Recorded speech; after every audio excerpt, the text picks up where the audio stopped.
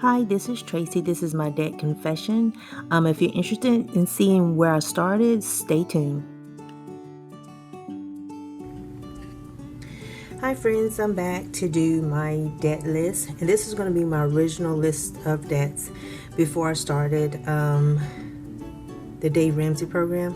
Or I shouldn't say before I started, because I actually didn't even know to make a list before the Dave Ramsey program. It was when I called myself getting into baby step number 2, and I was going to do it by jumping over baby step number 1. And it was right after I read the Total Money Makeover, and I had to put myself through FPU to straighten myself out and connect all the dots. But in the very beginning, I started out with 20, I think it was 20 debts. Let's see, 1, 2, 3, 4, 5, 6, 7, 8, 9, 10, 11, 12, 13 debts. So I misspoke, but the Fed loan is not 1.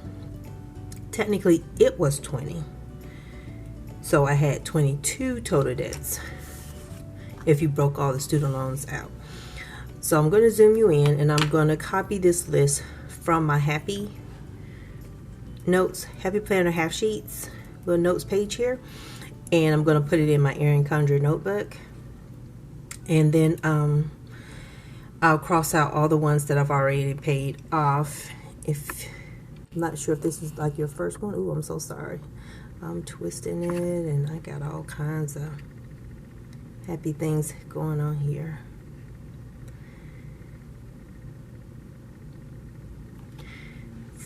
So let's see. Let's see if that can focus. The first thing I'm going to put in my list, it was my medical. I had an outstanding medical bill. I ended up having to go through physical therapy. I used to run. Then I started experiencing sharpening pains, and I had to go through physical therapy for that, and it was like $83.52. I just can't do long distance running.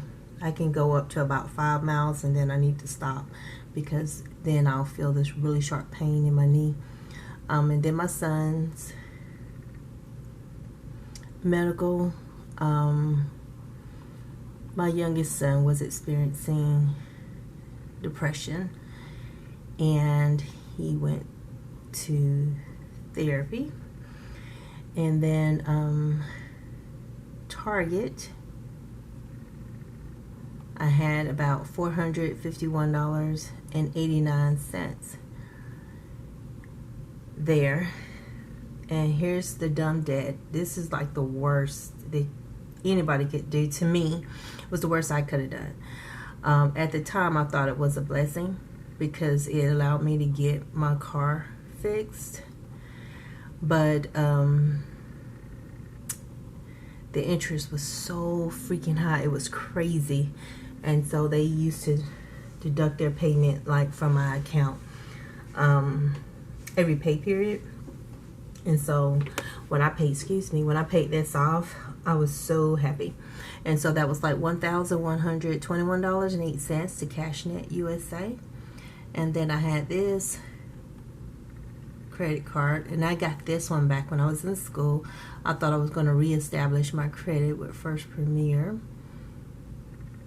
and I owed them $774.74.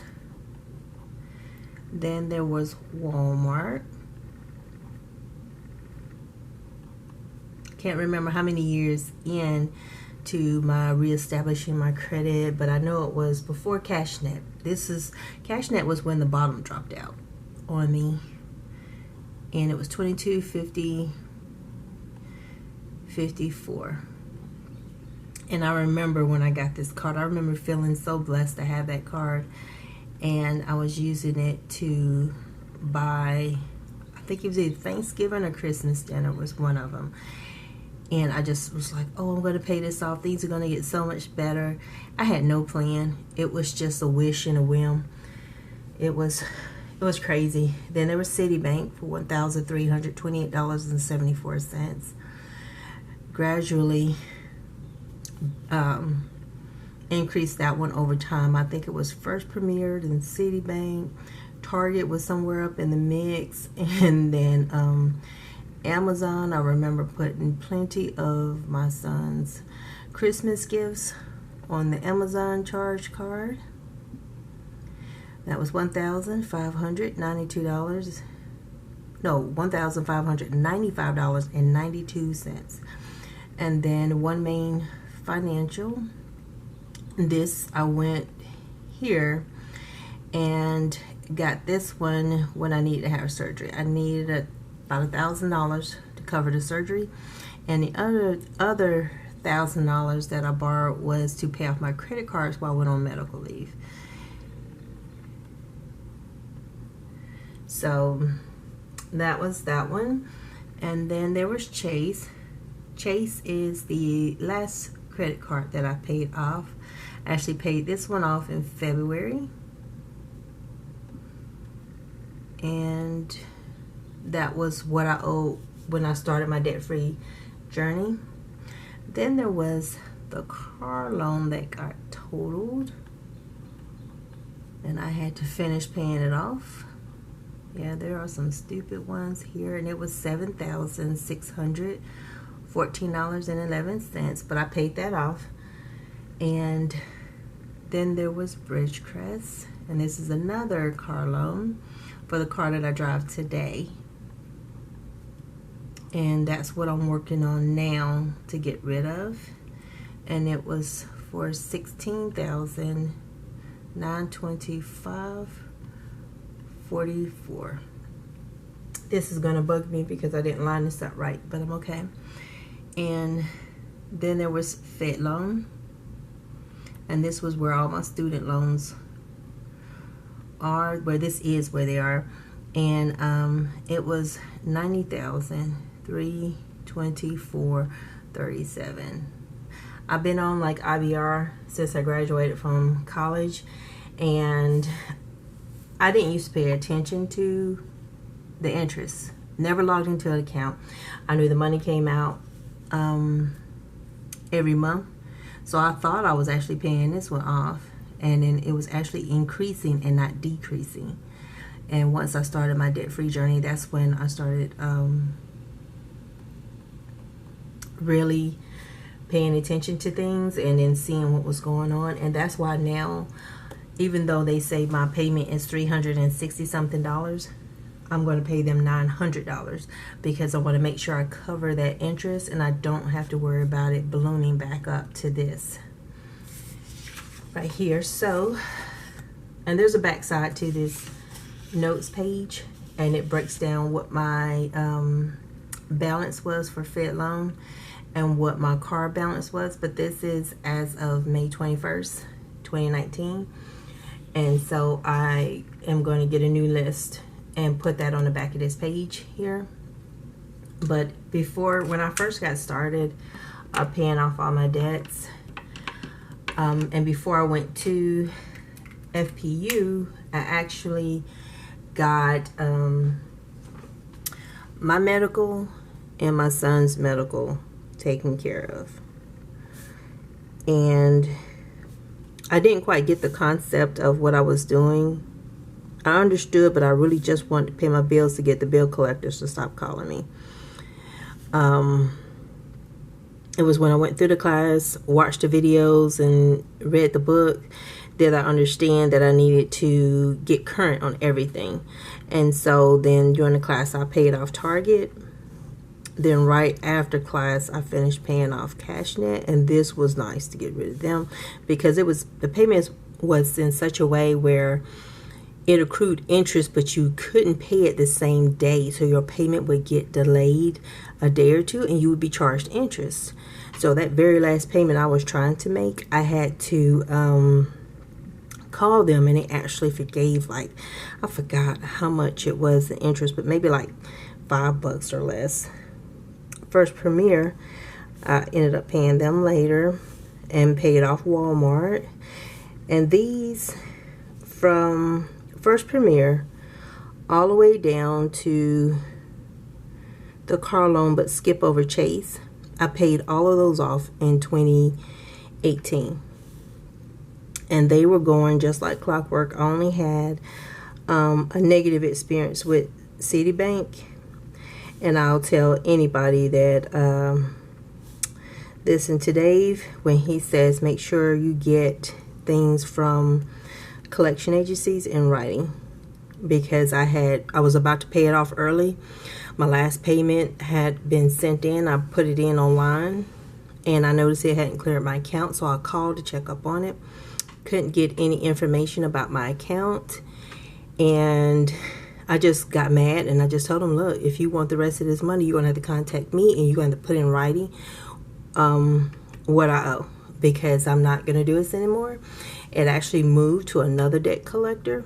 When they sent me a letter, I called them, asked them if I could have it in writing, and what I had at that time was like $200 and something, and that would have settled the debt.